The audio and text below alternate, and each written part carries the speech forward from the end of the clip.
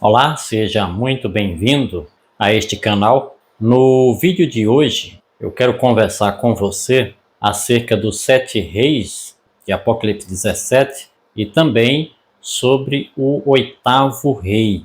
Este vai ser o assunto, esta vai ser a nossa conversa. Antes de nos alongarmos nesta conversa, eu quero falar para você que eu não sou profeta. Então eu não adivinho. Eu sou uma pessoa que estudo a Bíblia e tenho um certo fascínio pelos livros proféticos. Eu gosto de estudar profecias e gosto de fazer isso porque acredito que quando estudo as profecias sou grandemente abençoado. Inclusive o Apocalipse tem uma mensagem em Apocalipse capítulo 1, versículo 3, onde se promete uma bênção para aquele que lê, para aquele que ouve e para aquele que guarda as palavras da profecia, pois o tempo está próximo. Sabedor de que quando estudamos as profecias somos abençoados, então eu sou crente de que estudar profecias é bom. E acredito que você que está me ouvindo, pelo título que está aí, você também é um desses. Você quer aprender. Portanto, seja bem-vindo a este canal. Aqui nós, de vez em quando, estamos tratando de temas proféticos. Temas que são fascinantes, que estimulam a nossa imaginação, que apresentam para nós um futuro glorioso e nós queremos entender essas revelações que Deus faz. Basicamente, os livros proféticos mais importantes são os livros de Daniel e Apocalipse. É claro que temos outras profecias em outros livros da Bíblia, mas esses dois livros são os livros mais fascinantes quanto às profecias. Entendemos que Daniel e Apocalipse estão relacionados.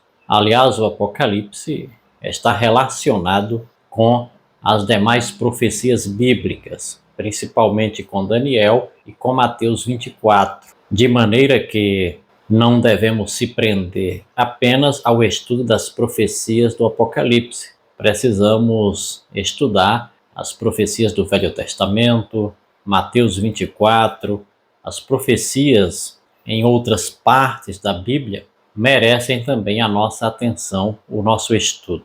Para você que quer se aprofundar no estudo das profecias, eu indico a vocês que procurem bons livros. Na nossa igreja nós temos aquele livro Revelações do Apocalipse, de Maxwell, temos Revelações de Daniel, do mesmo autor, Maxwell, ou seja, temos revelações do Apocalipse, temos diversos autores em nossa igreja que falam sobre profecias. E temos também o comentário bíblico adventista, que é muito bom, nos dá algumas informações importantes sobre as profecias. Outra dica que eu dou é que você procure ser uma pessoa interessada em geografia e história. Essas duas disciplinas são importantes para que você possa entender os acontecimentos do passado, os acontecimentos recentes, e isso também serve para você entender as profecias. Mas vamos ao Apocalipse. Apocalipse 17, temos nesse capítulo aqui essas informações. Eu vou ler aqui o capítulo 17, a partir do verso 9, que é basicamente o assunto de hoje. Aqui está o sentido que tem sabedoria. As 7 cabeças são 7 montes, nos quais a mulher está sentada. São também 7 reis, dos quais caíram 5, um existe e o outro ainda não chegou, e quando chegar tem de durar pouco. Aqui temos a informação sobre os 7 reis. Na realidade, o que acabamos de ler foi a interpretação que o anjo deu a João sobre a visão que ele teve da grande meretriz da mulher sentada em uma besta que tinha 7 cabeças. O anjo intérprete afirma para João que as 7 cabeças são 7 montes e que também são 7 reis. Algumas pessoas, alguns teólogos, identificaram os 7 montes como sendo as 7 colinas de Roma. Só que a Bíblia, ela não dá base para a gente interpretar desta forma. Monte, na Bíblia, é símbolo de rei ou reino. Em profecias, monte não pode ser definido como um local geográfico apenas. Mas o que viria a ser esses 7 reis? Segundo o anjo intérprete, no tempo de João, 5 já haviam caído, já haviam passado. Existe. Isto quer dizer que João estava vivendo no período do 6º rei, ou da 6ª cabeça. E a 7ª viria, e quando viesse teria que durar pouco. Esta parte aqui, nós temos várias interpretações dentro da linha historicista. Dentro da linha historicista, uma interpretação mais apresentada é aquela que diz que as 7 cabeças, os 7 reis, são 7 nações que se opuseram ao povo de Deus ao longo da história. Neste caso seriam Egito, Assíria, Babilônia, Medos e Persas, Grécia, Roma imperial, que no caso seria o 6º poder, seria aquele poder que estava dominando nos dias de João, e o 7º seria Roma papal. Só que esta interpretação tem sido questionada, principalmente quando se nota que o anjo intérprete, ele diz para João que o 7º teria que durar pouco, e o 7º dentro dessa linha passou a dominar a partir de 538. Então, quando se analisa que o 7º domina desde 538, algumas pessoas descartam essa possibilidade porque o anjo disse que iria durar pouco. E quando se compara o período de supremacia, a 7ª cabeça dentro dessa linha de interpretação, está sendo a que mais durou. Durou mais do que a primeira, do que a segunda, do que a terceira, do que a 4ª, do que a 5ª, do que a 6ª. Enfim, tem sido a mais longeva. Então, algumas pessoas, alguns estudiosos, preferem outra linha de interpretação. Uma segunda linha de interpretação sugere a gente definir esses poderes a partir de Babilônia, já que se entende que Apocalipse está relacionado com o livro de Daniel, e a melhor maneira seria interpretar essas 7 nações a partir de Babilônia. Então, os 7 seriam, de acordo com esta linha de interpretação, seriam Babilônia, Medos e Persas, Grécia, Roma imperial, Roma papal, França e Estados Unidos da América. Só que esta linha de interpretação também esbarra na afirmação de João, quando João diz que o 7º teria que durar pouco,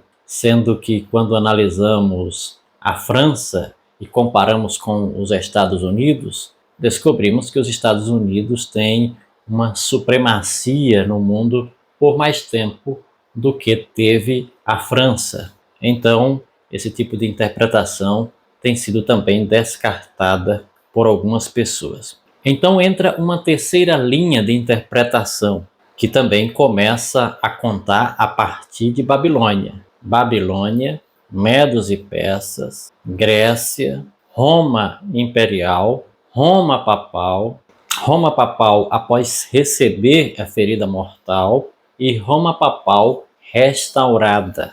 Essa é uma linha de interpretação mais recente que interpreta Apocalipse 17, basicamente o verso 9 e o verso 10, dessa forma. Mas o que viria a ser o 8º rei dentro dessa linha de interpretação? O 8º rei não seria o 8º Papa, porque eu acabei esquecendo de mencionar, mas existem algumas pessoas que afirmam que os 7 reis seriam 7 papas, e o 8º rei também seria um desses papas. Só que esta linha de interpretação, ela é futurista, e normalmente eu e muitos outros estudantes das profecias, nós não aceitamos essa linha futurista, nós preferimos adotar a linha historicista. Dentro dessa linha futurista, eles passam a contar os papas que passaram a reinar a partir de 1929. E aqui nós temos um problema. O 7º nessa linha de interpretação seria Bento XVI. E o 8º, neste caso, seria o Papa Francisco. Só que aqui temos um problema. Quando o Papa Bento XVI renunciou ao seu pontificado, algumas pessoas questionaram essa linha de interpretação. Só que o autor dessa interpretação, aquele que mais defendia essa linha de interpretação, veio com a seguinte justificativa, que o 7º, no caso Bento XVI, renunciou ao pontificado, mas poderia voltar. E neste caso, não teria problema que o Papa Francisco fosse o 8º, sendo que o 8º rei, na profecia, iria proceder do 7. Então, para proceder do 7, o 8º rei teria que ser um desses 7 papas. Neste caso, seria Bento XVI, que voltaria a ter novamente o seu pontificado, já que ele não havia morrido. Essa linha de interpretação agora cai totalmente por terra, porque Bento XVI já morreu e também o Papa Francisco morreu. Então, essa linha de interpretação está totalmente por terra, sendo que oficialmente a Igreja nunca amparou esse tipo de interpretação profética, porque ela não é historicista. Outra linha de interpretação sugere que o 8º rei seria uma das 7 potências que ao longo da história perseguiram o povo de Deus, uma dessas 7. E neste caso seria Roma papal, no final, recuperando o seu poder e se tornando uma potência perseguidora. Isto quer dizer que o 8º rei seria Roma papal, voltando a ser como ela era antes, já que, segundo essa linha, o 8º rei tem que ser uma dessas 7 potências. Mas existe também algumas interpretações recentes que afirmam que o 8º rei seria os Estados Unidos da América. Esta interpretação tem algumas ressalvas, algumas pessoas acham difícil de ser isso, porque a informação é clara, o 8º rei procede do 7. Enfim, não tem sido muito fácil se chegar a um consenso a este respeito. Mas o bom da profecia é a forma como ela termina. Ela deixa bem claro que no final haverá uma união dos poderes da terra, das nações da terra, dos governantes da terra, e esses poderes lutarão contra o povo de Deus. E lutando contra o povo de Deus, estão lutando também contra Jesus Cristo. O verso 14 do capítulo 17 deixa bem claro que eles pelejarão contra o Cordeiro, e o Cordeiro os vencerá. E vencerão também os eleitos e fiéis que se acham com ele. Isto quer dizer, meu irmão, minha irmã, você que está me ouvindo, que o mais importante não é você saber os detalhes de uma profecia. O mais importante é você ter certeza que essa profecia vai terminar com a vitória do Senhor Jesus Cristo e do seu povo. Então, estudar profecias é fascinante? É. Eu mesmo fico fascinado com as profecias. Não sou capaz de delinear com precisão como elas irão se cumprir, mas eu tenho certeza absoluta que essas profecias se cumprirão. Como? Não sei os detalhes, mas tenho certeza que elas certamente se cumprirão. E o mais importante é saber que aqueles que estiverem firmes na fé, aqueles que estiverem com Jesus Cristo, serão vencedores. Algumas pessoas questionam, então quer dizer que você não é capaz de entender os detalhes das profecias e apresentar isso com clareza? Eu, irmão, confesso que não. Eu não sou um discípulo de Jesus superior aos demais. Aqueles que andavam com Jesus também estavam familiarizados com as profecias do Velho Testamento que apontavam para a sua vinda e não puderam compreender perfeitamente o cumprimento dessas profecias. Eles estavam certos quanto a ser Jesus o Messias, mas não estavam certos quanto à missão de Jesus como Messias. Lembra da conversa de Jesus no caminho de Emaús com aqueles dois discípulos? Aqueles dois discípulos disseram para Jesus que esperavam que fosse ele, Jesus, que redimisse a Israel. Eles não estavam errados quanto a ser Jesus aquele que iria redimir Israel, mas estavam equivocados sobre como Jesus iria redimir Israel. Esperavam que Jesus Cristo redimisse Israel, liderando um exército contra os romanos, destruindo os romanos, tornando Israel uma potência militar, uma potência política que fosse capaz de dominar o mundo. E não que Jesus iria redimir Israel morrendo numa cruz, ressuscitando ao terceiro dia. Eles não tinham noção de que essa era a obra do Messias, embora as profecias do Antigo Testamento falassem a este respeito. Inclusive, a maior dificuldade que os discípulos tinham era porque os profetas do Velho Testamento, eles profetizaram acerca da primeira vinda de Jesus, profetizaram acerca da segunda vinda de Jesus e o profeta Malaquias falou da terceira vinda de Jesus. Então, havia uma espécie de dificuldade de entender as profecias por conta disso. Mas todos aqueles que aguardaram com fé a vinda do Messias, que acreditaram que as profecias iriam se cumprir, Deus recompensou essa fé, essa esperança deles, e eles entenderam. De maneira que os discípulos, após Jesus Cristo morrer, ressuscitar, ascender ao céu, eles tiveram uma compreensão clara das profecias a respeito da primeira vinda de Jesus. E a partir daí, eles podiam mostrar nas Escrituras que Jesus Cristo era o Messias com base nas profecias que haviam se cumprido. A fé deles foi fortalecida. A esperança de que as profecias referentes à sua segunda vinda também se cumpririam era certo para eles, porque as profecias referentes à primeira ficaram claras para ele. Por esta razão que nós, quando estudamos as profecias, a nossa fé se fortalece, porque percebemos que muitas profecias já se cumpriram, outras estão se cumprindo, algumas irão se cumprir no futuro. Mas o que nos interessa? O que nos interessa é ter a certeza de que, certamente, as promessas divinas, as profecias divinas, elas terão o seu cumprimento. E o bom é que essas profecias falam de um futuro glorioso do povo de Deus,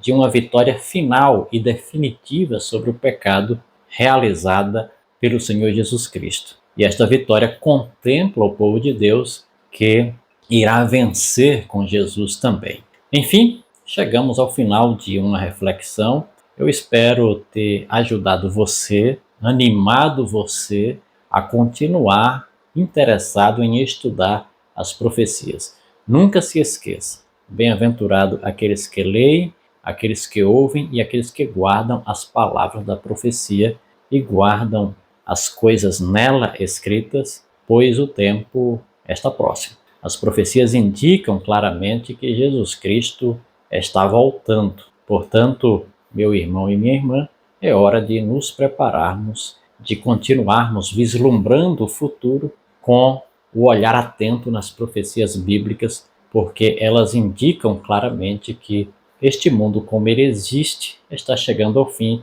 e que Jesus Cristo em breve virá. Que Deus nos abençoe. Se este vídeo foi interessante para você, curta, comente, dê sugestão de outros vídeos e compartilhe essa mensagem com seus amigos, com outras pessoas da igreja que estão interessadas em compreender melhor as profecias bíblicas. Até o nosso próximo vídeo.